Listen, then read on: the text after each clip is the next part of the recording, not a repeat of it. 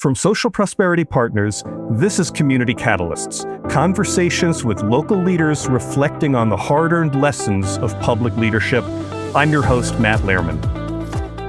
People want people who are real and straight. I mean, think about the friends you have in your life. You want the people who are going to tell you the truth and not just the ones who are going to tell you what you want to hear. And I think people need to know that they can see that in government again. My guest today is Alyia Gaskins, the mayor of Alexandria, Virginia. Before taking office in 2024, she served on city council and built a career as a public health strategist and city planner focused on housing, economic opportunity, community development, and the long-term health of communities, including work with the National League of Cities, affordable housing investment initiatives, and national efforts aimed at addressing homelessness. Mayor Gaskins, it is great to meet you and welcome to Community Catalysts. Thank you for having me. It's really great to be with you. So, Mayor, we have a first order of business. I just want to thank RELI, the Regional Elected Leaders Initiative at the George Mason University Schar School of Policy and Government, for introducing us and for sponsoring this episode. As you know, RELI works to strengthen collaboration and regional understanding among local leaders across Northern Virginia, and I'm grateful for their commitment to helping share these kinds of leadership conversations nationwide. So, Mayor, with that said, let's start with your leadership journey. And as we were preparing for today, you told me something really interesting. You said that experience taught you that leadership isn't about having the loudest voice, but about helping people feel heard and finding common ground. I want to ask you, where in your career experience did you learn that experience? And can you tell us about it specifically? Yes. So I think it begins, honestly, with probably the two most important women in my life, and that would have been my mom and my grandma. They are the two that raised me and helped me get to this point. And in being with them, what I observed consistently was an opportunity to reach back out to others and make sure that we're always asking the question of who's missing from these conversations and what can we do to bring them here. I'll give you a perfect example. My mom used to be the librarian at the Braddock Library in Pittsburgh. She was the children's librarian, and this is probably one of the most economically disadvantaged areas in Western Pennsylvania. And every time I would go for story time, it wasn't like we would just sit there and read a book. She would make sure that she found ways for the book to come alive, because she knew that for many of those kids, it was the library that was going to be their one safe space that they could go. And she'd invite in partners from doctors' offices, from community groups. And she wouldn't just create a space where they would sit there and have a story read to them. Every child was asked their ideas, no matter how young they were. Every child was asked sort of how the story made them feel. What would they change? What would the world look like if they could help design it and make it different? And I think it's those early experiences with her that really sat with me, that it doesn't matter where you come from. It doesn't matter how old you are. All of us is holding some idea that can be activated and unleashed to help make our world better. And then the second, my grandma was a kindergarten teacher for over 30 years in the city of Pittsburgh. We often couldn't go anywhere without somebody being like, "Oh, Miss Parker," and remembering her as their teacher. And we could go in rooms with elected officials, but I could tell you the people who we were often talking to were the janitors or the wait staff or the people who were making these events possible. And I think in watching her and watching the kindness and respect that she showed to everyone, no matter their title, I was taught very quickly that those are the people who are watching everything and are seeing the things that you cannot see. And you want to make sure that you connect with them, because the best events are going to be the ones that also incorporate their ideas for how it moves forward. Or the best advice we're going to get on how something is working or not working are the people who are actually doing it and living it every day. And so I try and bring that very intentionally into my leadership. Mayor, let's talk about that in the context of leadership, because there are plenty of leaders who will say, my term in office is going to be relatively short in the scheme of things. And the people who voted for me and the people in my community generally They expect me to get stuff done. And if I spend time, getting more people involved, if I spend, my limited, effort, trying to get more people involved, I'm actually not doing the work of advancing the objectives that need to be done. How do you respond to that? I guess I would ask those people, do you want to just get it done and check the box, or do you want to get it done right? Because oftentimes the feedback that you receive when you spend that time in the community is going to give you a way to shape a program so that it'll be better utilized and be more impactful. And I'll give you an example. A few months ago, I sit on the city's, we have a work group with our housing authority. And I sat on that work group, and in discussion, we heard from our housing authority that over 400 residents were facing back rent. And because of that, they would be receiving notices that would be telling them that they were at risk of eviction. When I talked to the housing authority, what I said was, I know, we can't stop you from sending out these notices. And I know how important it is for everyone to be able to pay their rent. But I also know that when you send out all of those notices at once, what you do is you overwhelm the system. And the city doesn't have the ability to provide rental assistance or respond to every one of these requests. And so I came up with this idea that I took to our interfaith council. And I said, what would it look like if we could help, if we could do something? It was in that room that people started suggesting, what if as faith leaders, we could come together and clear the rent? And so that began the beginning of shaping this initiative. Then went to many of our residents who would be the recipients of these payments and said, what do you most need? And what they said was, it's one thing to help us clear the rent, and we'd be so grateful, but we also need your help getting on a different foot moving forward. And so that then shaped a different program where we said, not only are we going to clear the rent, we're going to pair it with financial empowerment, and we're going to pair it with financial literacy classes. And in having those other discussions, what some people said was, classes would be great, but actually the reason why I fell behind was because of a medical emergency, or the reason why I fell behind was because I lost my job. And so now we're not just taking you to a class to take you to a class. We're now pairing you with our workforce development center and focusing on those skills that you might need to get back into work. And so I share all of that because, yes, it took more time than just being able to do the one thing. But now we're not only getting it done in terms of keeping people housed, we're getting it done in setting up a platform where then hopefully they will be on a greater form of stability to not be in the same place next time. And now we can design programs that get at the root cause and are more effective than just having a program to say we had a program. You're making a really great point here that getting things done seems very transactional, and that if we can involve more people in the process, not only can we do more, but we can also see how different kinds of issues or challenges are all interconnected, and we can take on even greater challenges. We can make even greater improvements in our community. I think that's right. And I think at the end of the day, it's not losing sight of the goal. The goal is always to get results, but the goal is to do so in a way that those results can be sustainable. Tell me about how building your career as a public health strategist prepared you for this kind of work as mayor. Sure. I mentioned my mom earlier. I was raised primarily by my mom. My mom worked 2, often 3 jobs. And at the same time, my mom has one lung, asthma, sarcoidosis, and a number of other health issues. And so much of my childhood was spent in and out of the emergency room, helping my mom navigate her health emergencies. As a child, I honestly did not understand why this happened so much. Honestly, I thought it was kind of normal. That's just what happens. The older I got, the more I began to understand that if you had asthma and you leave the hospital and you go home to a home that looks great from the outside, but on the inside you're dealing with mold and rodents, you're never going to be able to maintain your asthma. If you have diabetes and you're skipping meals because there isn't enough food for you and your child, you're never going to be able to be in your full health. If you can't afford your medications because you're choosing between rent and food and all of these other things, then you're not going to be the healthiest you can be.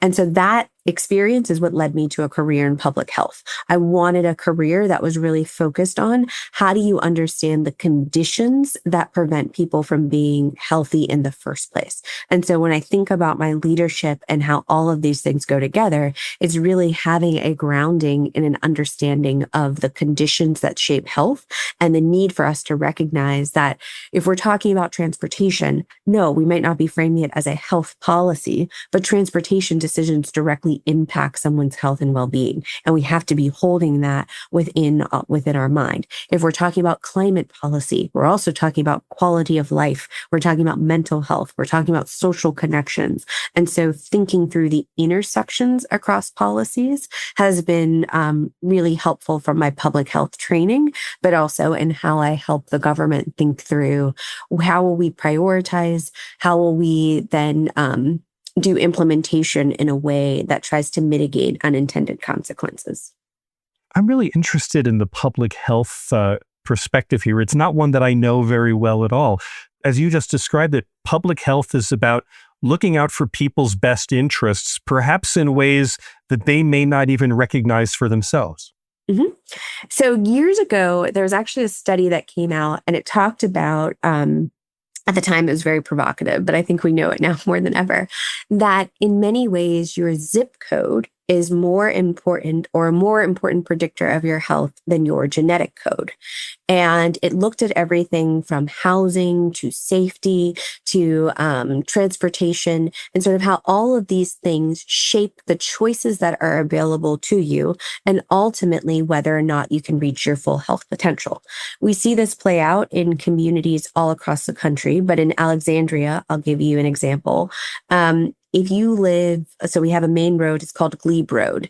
Depending on whether or not you live north or south of Glebe Road, you have a difference in life expectancy of over 9 years. That has to do with the fact that in one area of the street, there are, well-lined homes with trees, and there's great schools and a lot of connectivity to resources in the city. On the other side, the nearest grocery store is miles away. Most of the places where you're going to find food is like the 7-Eleven. There's high crime, and all of those things impact whether or not you're going to be outside for physical activity, whether or not you're going to be able to get fresh fruits and vegetables, whether or not you're going to be able to find a sustainable job and support. And so for me, it's really thinking about this broader idea of like, what is a complete community? How do people want to be able to move and access and go about their daily lives within a city? And if we can design those things where all of those are in close proximity and they're in a way that people can access that is affordable and accessible and safe, then we build this foundation where you can start to think about your health and you can make those choices between the healthy food option or the healthy physical activity option, or even just being in social connection with your neighbors. It's really fascinating. I can't recall ever being at a city council meeting, and I have been to a lot of different city council meetings, where a council actually looked at health trends by zip code or census tract or region in their communities and asked, what are the decisions that we're making or that are imperative to us based on that? Is that something that you actually can take into public policy making in Alexandria? Yes. Oh, I wish you would have come to our council retreat. So when our council was first elected, we did a retreat in January of 2025. Now, doing a retreat is not a new concept. That's something previous councils have done before. But typically at these retreats, we get presentations from departments you would expect, the budget department, planning and zoning, economic development. What I did this year as part of our agenda is we had a presentation from the health department, and the health department did exactly that. They went through data zip code by zip code. They also looked at sort of disparities. Oftentimes people think of Alexandria as east and west, so they also did a cut of the data like that. They pulled out information from our community health assessment and sort of the latest information that we have on what are the top health concerns for residents in our community. As a result of that presentation, when the council was deciding what our legacy would be, we decided that one of the main priorities we would have is reducing community disparities. And we've actually set forth metrics related to the greatest disparities that we're facing in our community. And we now receive regular updates from the health department on what are the initiatives that we're doing in order to see reduction in those disparities. We've created a healthy homes initiative. And so, because another big priority for us is housing, so that we're able to look at that intersection between health and housing. And then we have a work group called our Health and Safety Committee, where we're now pulling together various departments from code enforcement to the police department to the fire department. And we are able to do a deeper dive on, let's say we're getting a number of calls from a particular apartment building. Well, why is that? What can we do to improve the quality of life there based on all of the different touch points for these different departments? And then how can we set forth clear metrics around mental health, around domestic violence, around access to services, so we can actually measure back how these initiatives and policy changes are working to hold ourselves accountable. It sounds like you could have had a long and successful career just as a public health official. Tell me about when you made the decision that you were going to run for council, and then again, when you decided to run for mayor. What was that transition about for you? Yeah. So, truth be told, it was April 2020. I had just had my son, Zeke. And at this time, as you probably recall, all of us were trying to figure out what in the world COVID-19 was, what it was going to mean for our lives, and how do we navigate a world being shut down, like everything we knew. Yeah, April 2020, we were like a month into the lockdown, and we were wondering, is this going to go on like for 6 weeks or 8 weeks? Because, Exactly. that would have been unimaginable. And I remember sitting there and watching the news and having conversations with friends and families, just like the fear people were dealing with. But also, a lot of the conversation was around people who had chronic health conditions or pre-existing conditions and the greater risk that they were at. And so I started thinking to myself, what does that mean then for Alexandrians? And as we are making, our elected officials are doing the best they can, and they're making these policies to move us forward, how are they thinking about the underlying health inequities that already existed? And then how are they thinking about, goodness, once we get through this, our health will never be the same. And so how are we then thinking about the policies that are going to be necessary to address those lingering health impacts? And so I had a few friends who said, well, you keep talking about it. Like, have you ever thought of running for office? And I had served on boards and commissions. I'd volunteered a lot in the city, but I don't think I was thinking of myself as like the person to make those decisions. And ultimately, the more conversations, the more I was thinking about, the more I thought, well, I have ideas on how we could do this. And so the entire first campaign was on Zoom, which was an interesting experience when you're trying to get your name out there. But I enjoyed it. I loved meeting people. I loved hearing their stories. I loved figuring out how they were wrestling with the same questions that I was wrestling with. Was fortunate to be elected to the council. The first term, I really focused on everything from elevating public health to early childhood education to investing in our workforce and helping move forward critical labor agreements, and then also affordable housing. When our then mayor said that he wasn't running anymore, I thought, well, I wonder who's going to do that. And the more I thought about it, the more I felt the work was not yet finished. And there were a lot of initiatives I had the opportunity to start, but I knew we wanted to go a different layer on, or that we would need to do differently in the coming years. And so decided to run for mayor, and was fortunate to be elected our city's first African-American female mayor in our 276-year history. I'd like you to talk about that a little bit. What's the significance of that for you and for your community? I guess so. We have this phrase in Alexandria that I really like, but it's that we are a historic city, but we're not static. And so I think my election is really a reflection of the progress that has been possible in our community. In terms of what it's like, it's both incredibly exciting and something I feel very, very proud of, but also something that's deeply humbling and sometimes a little scary because you want to get it right. And I meet a lot of people who have been here for decades and have felt left behind or felt like they have not benefited from the prosperity and change and growth that is happening in our community. And so it also gives me a very clear call to action to ensure that I am being intentional in the way that I represent, but also in the work that I do, so that Black Alexandrians are not left behind. I'm going to change gears a little bit on you because something that is unique about Alexandria, of course, is that you are right across the river from Washington, D.C. And one of the things that strikes me is that not just for Alexandria, but for all of Northern Virginia, is that national events and federal decisions don't feel abstract where you are. And because of the region's deep connections to the federal workforce and the regional transportation grid and the local economy, the decisions that happen in the nation's capital can show up very quickly in your city.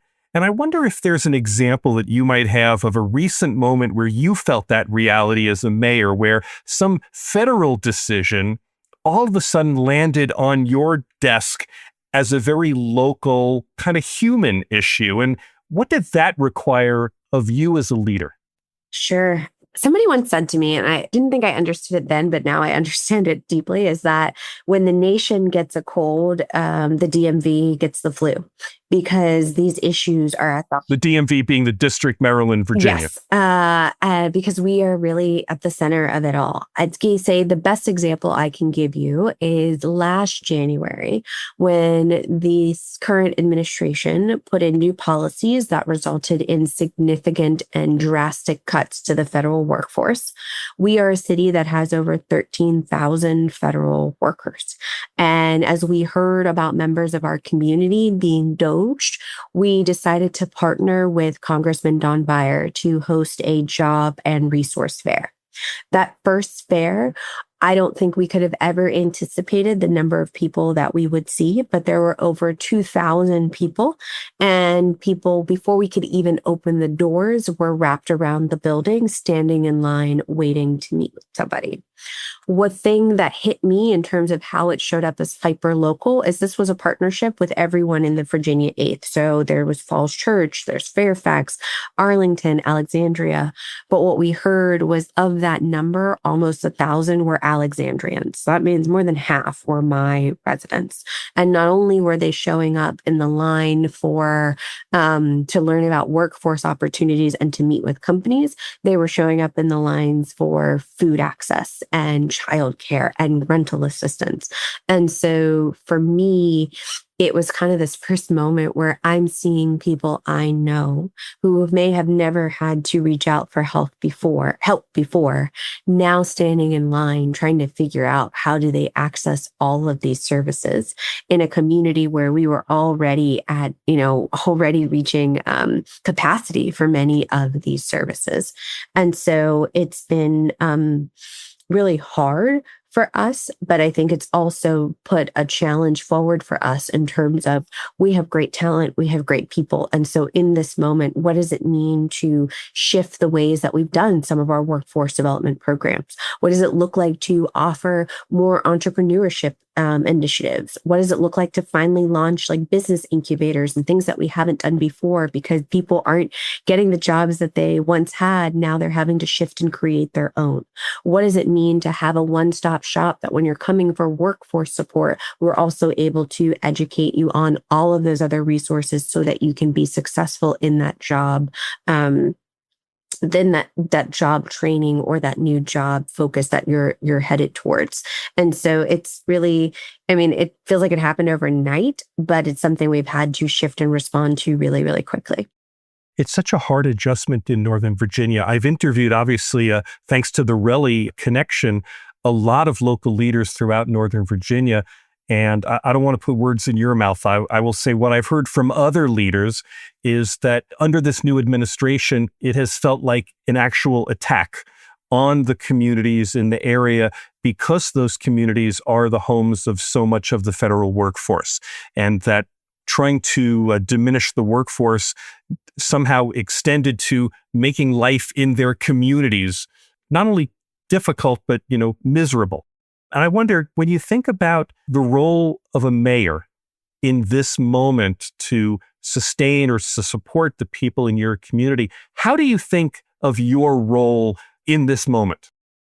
So I would 100% echo the word attack. I'd say as a result, it has not only, it has caused a lot of emotions in terms of fear, anxiety, chaos, and I would even say destruction in people's lives. And so when I think about the role of a mayor, I think my role is to be that's steady and calm for my residents, to let them know that when it feels like the world is crashing around you, your city's got you.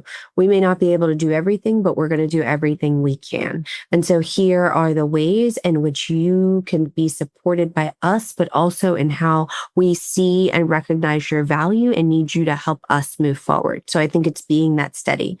I think it's also my role is to be the reminder that hope and progress is still possible. At the end of the day, at the local level, I don't get to punt things down the road. My budget has to be balanced. We have to show up and pass things within a certain amount of time. And I think sometimes people need a reminder that things can still get done and they will get done. And so constantly being that drum to say, yes, there's a lot going on. Yes, there are many days when it feels like it's impossible. But remember that thing you reported on Monday? It's Tuesday and we've got it done. So things can still move in a way that is orderly, productive, and beneficial to your life.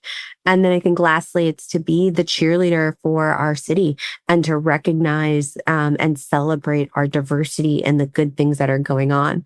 A lot of people want to shape a narrative about what they think Alexandria is and the city that we are, or what's going on, the same way I think this administration has tried to do with many democratic cities. I think it's my job to set that narrative straight and to make sure that when you think about Alexandria, you are thinking about the amazing, safe, prosperous, and supportive community that we are. I love the words. Tell me specifically how you do that, especially given what you said earlier about your role, about helping people feel heard and finding common ground, bringing people together. How is Alexandria? How are you bringing people together in this moment in your community? What's effective? Two things. I'd say at a personal level, one of the things I tried to leverage my role of mayor to do is I host these things called resident roundtables. And anyone in the community is invited to join. And we often get about, 20 to 30 people. And what we do is we sit around tables, and the idea is you can bring any topic you want. And the only caveat is we have to talk about what's working, and we have to talk about what we might be able to do together differently. And then we talk about what's the change that you would hope to see. What are those indicators of progress that might happen? What I love about these is oftentimes I get people who I know did not support me, probably will never vote for me, have many concerns and frustrations about the city. But then I also get a lot of people who are really happy. And I think that forcing of being next to somebody you may have never met, hearing things that are issues to them that you may have not even known were issues in this city, and having to work together to I tell them from the beginning, this is not the dump it on the mayor and the mayor's going to solve it. We are going to talk about it until we have some shared thoughts on what that looks like. And so it's been a great opportunity for me to hear ideas that I've never thought of, but also to help people be a part of the work of government. I also have a youth forum where we do the same thing, and that is super exciting. It's kids ages 14 to 18. And it's funny, I'll share with them some of the topics that the adults have shared, and the ideas they have are completely different. And so it gives me even more content that I can bring into the conversation. I'd say as a broader city focus, something that I'm finding that is helpful in this moment of showing people progress, but also building community, is we've been really intentional about activating ways for us to come together as a city to celebrate. So we're getting ready to be the base camp for the Croatian national football team as part of the World Cup this summer. Instead of just doing a big game day, we are doing a concert and a celebration of Croatian heritage with food and dances and performances. And so using our public spaces as ways for people to gather and see other traditions, see other people, experience other cultures, I think is also helpful in moving forward that message. I don't want to put you on the spot, but is there some idea in particular that came out of the roundtable discussions where you would say, this was something that we didn't think about going into the conversation, someone voiced this, and can you kind of track it through to, how has it actually had impact as a result? Sure. And it's going to be super process oriented. But after the snowstorm, as you can imagine, a lot of people, the snowstorm of January 2026, I should be specific, which rocked our area. And honestly, in Alexandria, it took, I think the snow didn't even fully melt until like March. But it took us about 14 days to move as much as possible of the snowcrete and ice. Many people came to that roundtable frustrated, angry, and ready to tell me every single way that the city did not do a good job of working through the snowstorm. One of the ideas that came out was that there should be some sort of snow report or something where the public can understand what did the city actually do and what were the result of those efforts. And so following that meeting at our upcoming council meeting, I asked the city manager and got the support of the council for the manager and staff to do an after action report of the snowstorm. This is the first time we've done, reviews in the past, but we've never had a formal document that said, here's all of the people who were mobilized. Here's all of the resources. But then it included a section at the end. Here's what we would do differently if this happened again. As part of that, some of the ideas that were put forth were things like sensors. Oftentimes we had our trucks out there, but we had no way to communicate with our trucks or to get a clear picture of what was happening on the street. And so that in our new budget, our budget actually includes some of those devices. So it started from a request from residents to say, we just need information. And now we're giving that information in a clear and focused way. And we've now memorialized the process that when we have a big event, we're going to take the time as a staff and a city to reflect on that event and to celebrate what worked, but also be very clear about the place where we need to make investment moving forward. Oh, tell us something that you've learned from doing this kind of autopsy process, this public accountability. I imagine, you're kind of displaying the good, the bad, and the ugly of whatever it is so you can learn from it. What have you learned from it that other local leaders might find useful if they were trying to do this in their community? I guess the advice that I would give to other local leaders is no matter what you put out, someone is going to have an opinion about it. But I think it is better to put it out and to be as honest and transparent about it as you can be. And the quicker you can do that, the better. And a perfect example is during the snowstorm, we have a snow tracker. And it just was not working. It would tell you that a street was cleared, but when you looked out outside your window, you could tell the snow was all over it. And so your street was not cleared. And people were really frustrated. They were writing in on 311s. We're getting all these social media messages. And I shared with staff, I said, we just need to take down the tracker. Take it down and tell the community it's not working. And I got a lot of pushback saying, no, we can't do that. We need more time to fix it. And I said, yes, and we will fix it. But in this moment, we just need to tell the public it's not working. It's not working. And this is not the source of information that you can look towards. And eventually we did it. And I got more people writing in and saying, I trust the response differently now because you were honest when the thing wasn't working. And it was scary. And I think a lot of people internally were afraid that we were going to be attacked. Like, how could you not have a working system? Why did it get this bad? How'd you get there? And of course we got those. But the rest of people and the majority of people were just happy to know, you see what I see. I'm not crazy that I'm telling you my street's not clear and you're telling me it is. And I I think what I have learned in those moments is it's deeply uncomfortable. It's scary because you don't know how information will be received on the other side. And a lot of time people are looking for that information to say you failed. But more people than not are looking to just know, like, I need to know I can trust government again. I need to know I can believe in what you guys are doing. And I'd rather have you tell me the truth about it. That is a really powerful statement.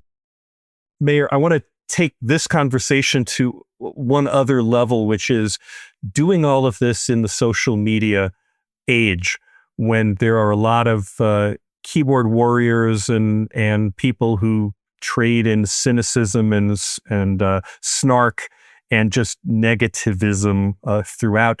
And I'm wondering if you have any particular thoughts on how best to use social media, or maybe if you would tell us just to avoid social media completely in terms of getting people involved and making them feel connected to their city as well. I don't think you can avoid it, even if you don't want to.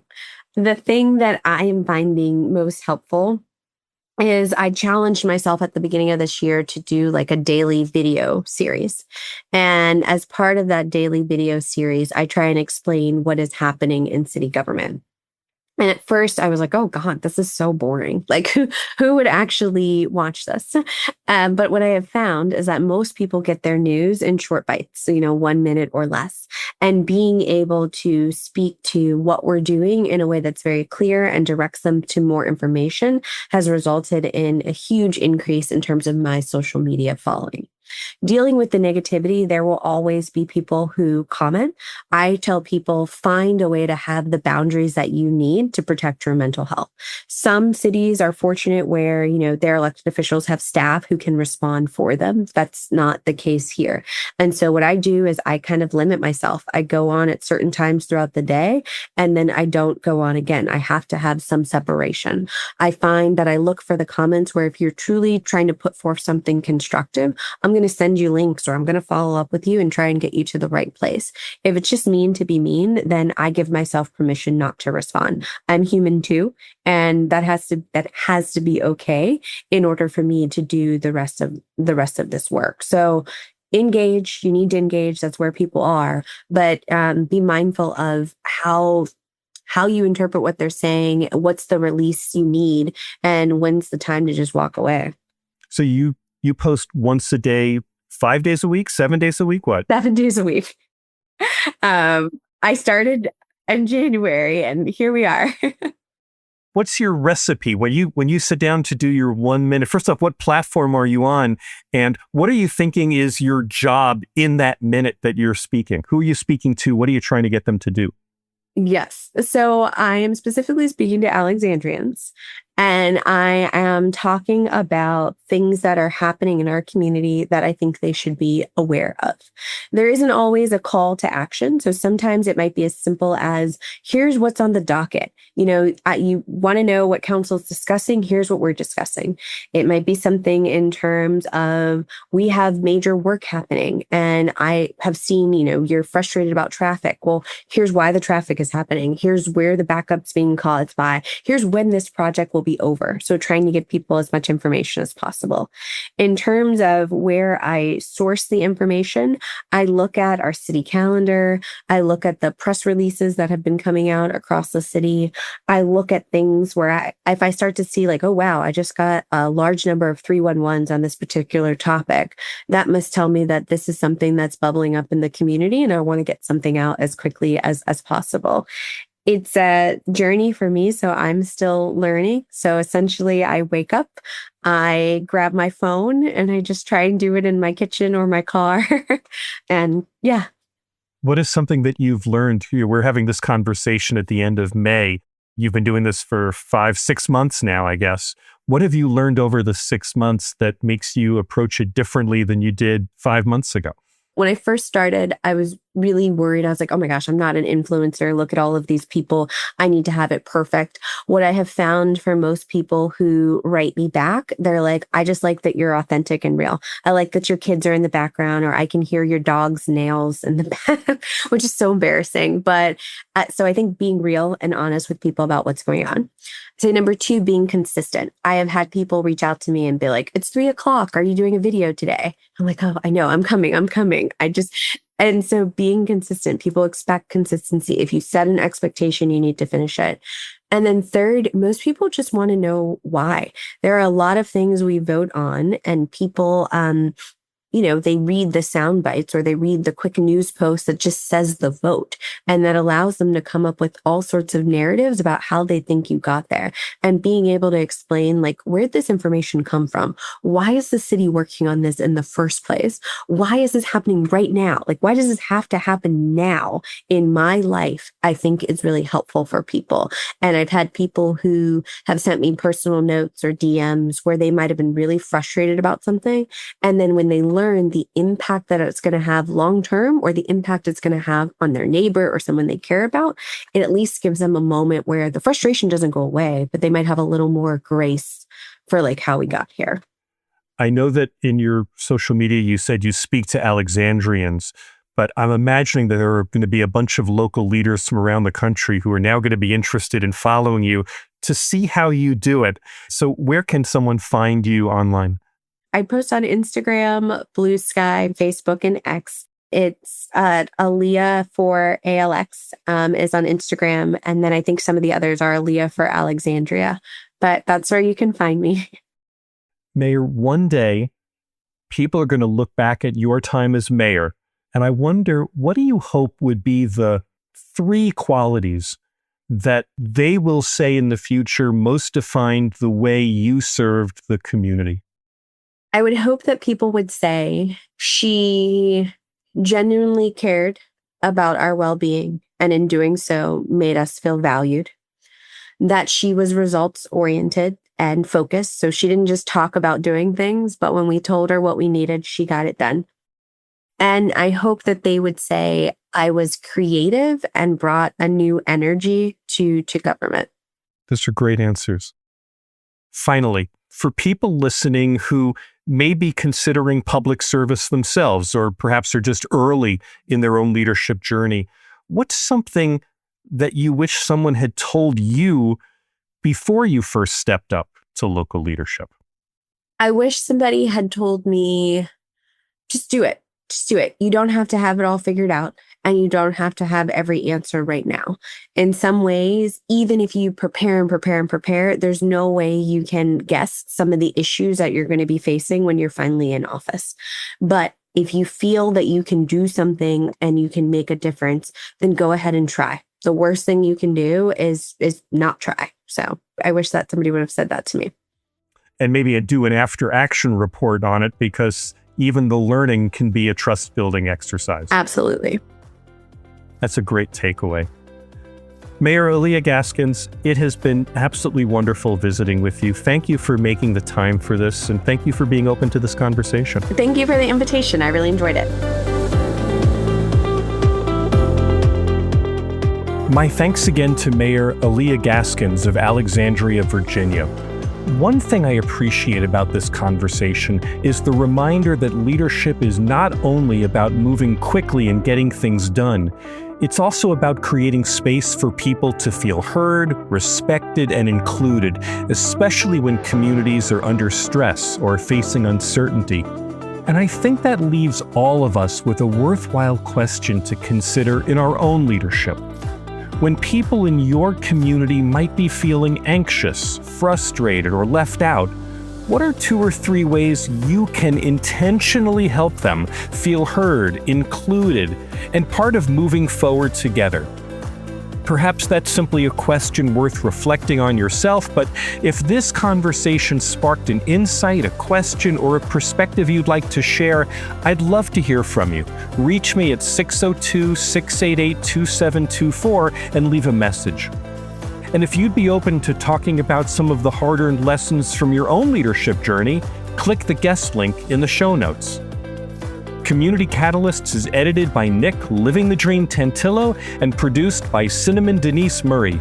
I'm Matt Lehrman of Social Prosperity Partners. Thanks for listening. We'll be back soon with another Community Catalyst.